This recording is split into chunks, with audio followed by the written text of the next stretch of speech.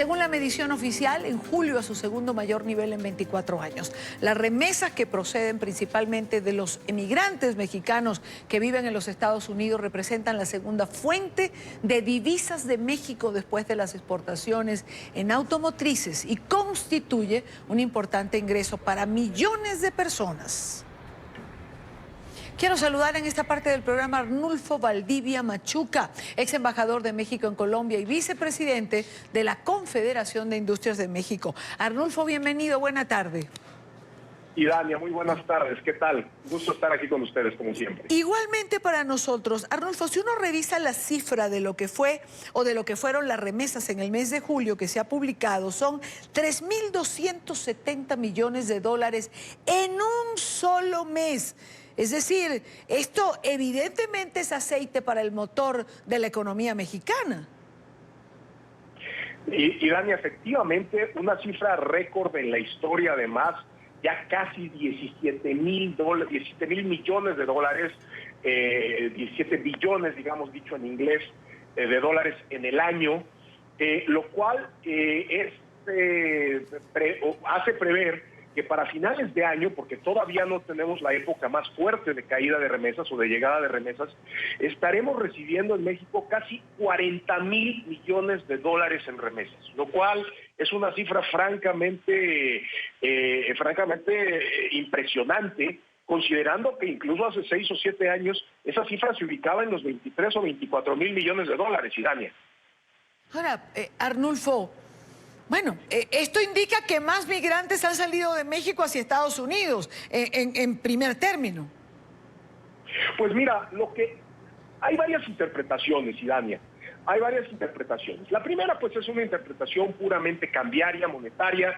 Obviamente, cuando el peso se deprecia, es decir, cuando el dólar alcanza para más cosas en México, pues los migrantes aprovechan para enviar más dinero a México, porque pues les permite a sus familias comprar más cosas. No olvidemos que muchos de ellos están pagando casas o están comprando terrenos o están comprando una serie de activos que, pues, digamos, un peso más barato les permite pagarlo más rápido o adelantar más los pagos. Hay un efecto también, Dania, que no podemos olvidar y que por supuesto tiene que ver con que en México el empleo ha caído en el último año de manera importante. El empleo formal ha caído en México de manera importante y eso también, las remesas obviamente representan el sustento de aproximadamente 5 millones de familias en México. Familias que además no son las familias de clase más baja. Las remesas le dan de comer y sustentan a la clase media baja, sobre todo. Cada vez más una clase media baja que vive en ciudades donde es donde más se ha sentido la pérdida del empleo formal. Y no podemos olvidar que ese es un elemento también importante que está generando que haya más flujo hacia México. Lo cierto es, Arnulfo, que es un elemento más de lo que conforma ese intercambio que existe entre Estados Unidos y México.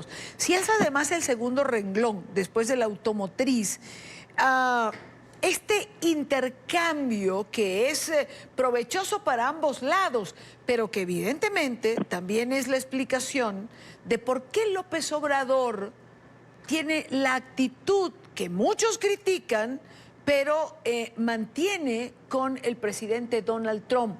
Una actitud de no confrontación, evidentemente. Sí, claramente. A ver, no podemos olvidar, Idania, y esto... Porque efectivamente lo mencionas tú muy bien el tema. La verdad es que no podemos olvidar que el presidente Trump en su campaña pasada había amenazado con poner un impuesto a las remesas, digamos, argumentando que México estaba, o que los migrantes, México a través de sus migrantes estaba saqueando a los Estados Unidos. Esto obviamente lo que genera es una presión importante para Trump en esta campaña que está por iniciar en Estados Unidos, pero también lo que sucede es que pues pone al presidente López Obrador, como tú bien dices, en una posición ambigua, es decir, en el sentido de decir, pues si hay un impuesto a las remesas, 5 millones de familias, o sea, prácticamente entre 15 y 20 millones de personas en México que dependen de las remesas, se estarían viendo comprometidas. Claro, y además eso igual presiona, también puede ser una de las explicaciones para que las remesas aumenten. Es decir, si yo tengo cómo enviar, bueno, mejor envío ahora y envío más, no sea que finalmente terminen teniendo el impuesto.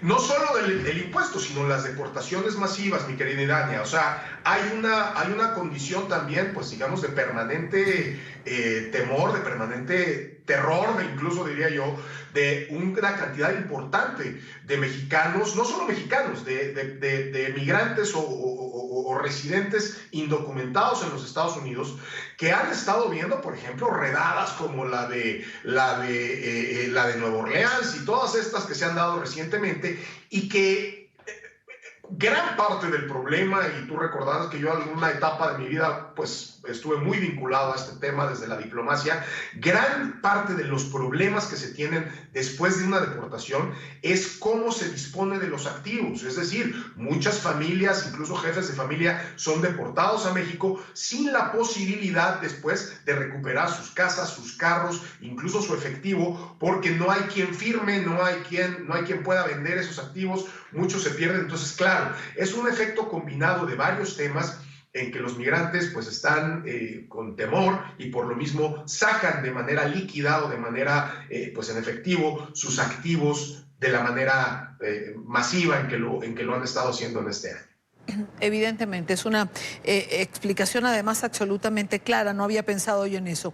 Arnulfo, ya que tocamos el tema de la migración, que está absolutamente vinculado a cualquier relación entre México y Estados Unidos, estaba leyendo que la Red de Documentación de Organizaciones de Defensa de los Migrantes, Redomec, que agrupa a 23 organizaciones, están haciendo críticas duras a López Obrador.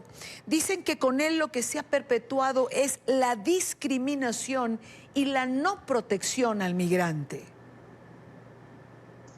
A ver, mira, Idania querida, López Obrador llegó a la presidencia con un discurso, por lo menos en la parte migratoria, ligado a toda esta, pues diría yo, permisividad del derecho, del famoso derecho de cruce por México, es decir, diciendo que México era un país que le daba la bienvenida a los migrantes centroamericanos que quisieran cruzar por su territorio, porque México era un país que respetaba los derechos humanos.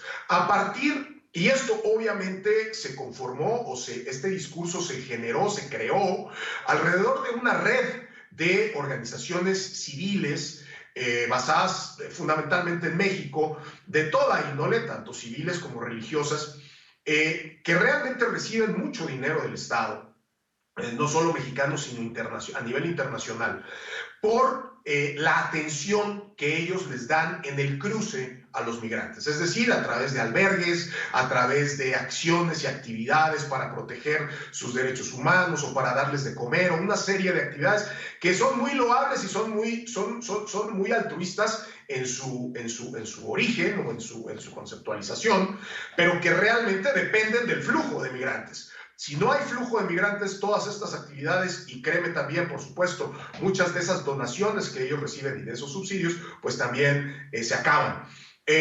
Recientemente López Obrador tuvo que cambiar esta política por la presión del presidente Trump, en términos de que si no cerraba la frontera sur y paraba este flujo de migrantes centroamericanos, pues iba a haber consecuencias graves en lo comercial. Sí. México hoy ya es literalmente un muro en contra de los migrantes centroamericanos, ya es casi imposible cruzar hacia México y pues esto le está generando a López Obrador un grave problema con esta base de apoyo que tenían estas organizaciones que, repito, pues vivían y sobrevivían del flujo de migrantes. Ahí tienen un gran problema porque tuvo que cambiar digamos, el fondo de su política, que era una política permisiva, a una política absolutamente restrictiva. Restrictiva, pero también protectora de su propia economía, es decir, de los intereses de México. Mira, es que ese era el gran tema, Idania querida. O sea, tú cuando hablabas con los mexicanos en el sur de México, en la frontera sur, pues es que eso es lo que ellos te decían. O sea, lo que ellos te decían es, yo pues estoy encantado con que se protejan los derechos humanos de los migrantes mientras se protejan mis derechos humanos. El cruce masivo de migrantes indocumentados por el sur de México generaba muchísimos problemas a los mexicanos, pues en términos pues, de todo, de las economías locales, de la inseguridad que te generan de repente cientos de miles de indocumentados, y en la frontera norte también, que se convirtió no en un lugar de cruce, sino en un espacio de estancamiento de migrantes que no podían cruzar hacia el otro lado. Entonces, eso Claro. efectivamente. Claro. Arnulfo, gracias por estos minutos con nosotros como siempre, ¿ah? Al contrario, Diana querida, un saludo a todos ustedes. Gracias, buena tarde para ti.